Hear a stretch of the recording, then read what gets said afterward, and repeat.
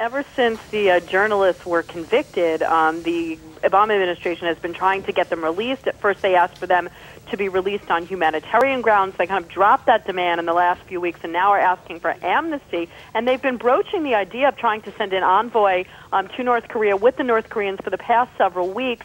They had broached the idea of sending former Vice President Al Gore, who owns co-owner of Current TV, where the journalists worked, and they also offered to send a former UN ambassador, U.S. ambassador to the UN, and New Mexico Governor Bill Richardson, who's been to North Korea and has negotiated the release of previous Americans.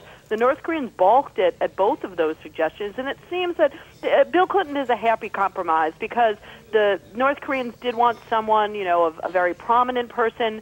Bill Clinton is a former president, although there's been a war of words between Secretary Clinton, his wife, the Secretary of State, and the North Koreans. His wife still is the Secretary of State.